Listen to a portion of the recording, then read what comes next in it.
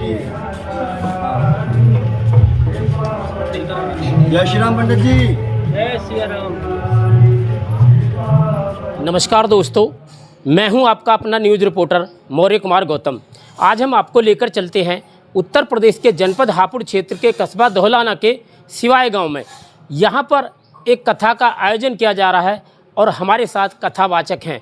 आज हम इनसे जानना चाहते हैं कि इन्होंने कहां कहां कथा करी हैं और कथा करने का क्या उद्देश्य है, आखिर कथा क्यों लोग सुनने आते हैं या कथा क्यों करवाई जाती है। चलिए सबसे पहले मैं इनका नाम जानना चाहता हूं। आखिर नाम क्या है, क्या नाम है जी आपका? जी, हमारा नाम बाल शक्ति पूर्वी व्यास है। जी, तो यहाँ धौलाना गांव सिवाय में यहाँ पर कथा का आयोजन किया जा रहा है, तो क्या कहना चाहेंगे आप? सभी नगरों में, शहरों में ऐसे आयोजन होना चाहिए, क्योंकि ये सत्संग के द्वारा ही आप समाज को प्रेरित कर सकते हैं, जागृत कर सकते हैं, क्योंकि ये विश्व कल्याण में एक सबसे बड़ा योगदान है सत्संग।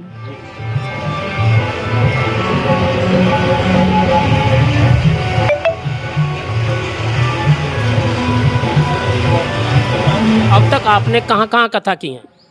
भारत के विभिन्न क्षेत्रों में कथा कह चुकी हैं अभी तक, जैसे कि यहाँ अम्बाला पंजाब में, छत्तीसगढ़ बिलासपुर में, झांसी में, दतिया यूपी एमपी, और सभी धार्मिक क्षेत्रों में भी हरिद्वार में, सुकताल, नैमिषारण्य, काशी, बनारस आदि आदि सभी स्थानों पर कथा अभी तक कह चुकी हूँ। जी, तो बताया जा रहा है कि जैसे देखा जा रहा है कि आपकी फैमिली में कौन कौन लोग रहते हैं?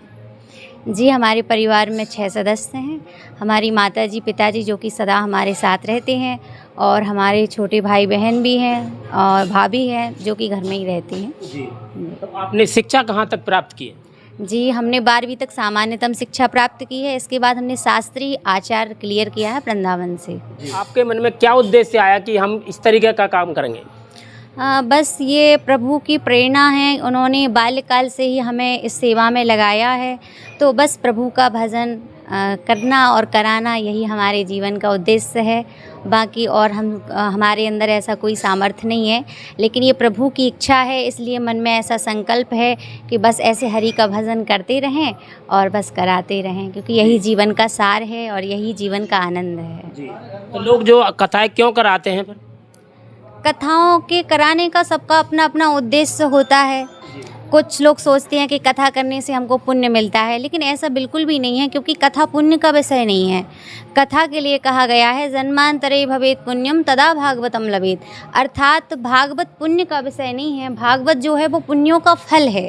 जब आपके पुण्यों का फल जो उदय होता है, जब जन्म जन्मांतरों के, कल्प कल्पांतरों के, युग युगांतरों के पुण्य आपके उदय होते हैं, तब ऐसा कहते हैं कि आपके जीवन में आपको भागवत आदि की प्राप्ति होती है। तो ये यदि आप उद्देश्य पुण्य का लेकर के चलते हैं कि इससे हम पुण्य कमाएंगे, तो ऐसा बिल्कुल भी नहीं है। ये तो पुण्यों का फल है, ये तो साक्षात प्रभु की कृपा है, और कृपा पाने के उद्देश्य से ही, अपने मन को हरि के चरणों में जोड़ने के उद्देश्य से ही मनुष्य को भागवत, गीता, रामायण आदि आदि सत्संगों से जुड़ना चाहिए। तो जैसे देखा जा रहा है कि यहाँ पर धौलाना क्षेत्र की सरजमी पर गांव सिवाय में, यहाँ के जो सिवाय के गांव के लोग हैं, कैसा प्यार मिल रहा है, क्या महसूस कर रही हैं आप?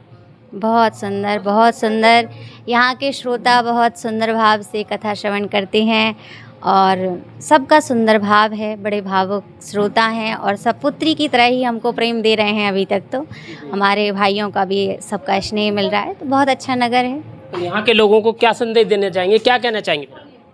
अब संदेश तो 7 दिन के लिए देने के लिए आई हैं, और 7 दिन का एक ही संदेश है हमारा कि सब इस कथा को केवल सुने ही नहीं, सुनने के साथ इसको समझें, क्योंकि कहा गया है कि आप बोलिए, मतलब सुनिए कम लेकिन समझिए ज़्यादा, क्योंकि आप बहुत ज़्यादा सुनते हैं लेकिन समझते कुछ नहीं है, तो उसका कोई आशय नहीं है।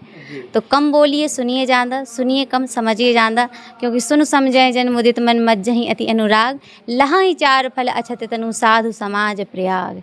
इसलिए बस यही हमारी प्रार्थना भी है और ये प्रेरणा भी है कि आप जो भी सुन रहे हैं 7 दिन में, वो उसमें से यदि आप एक बात भी अपने जीवन में, अपने आचरण में उतारते हैं, धारण करते हैं, अपने मन में लाते हैं, तो बस यही आपके कल्याण का कारक बन जाएगा, क्योंकि कथा कल्याणकारी है।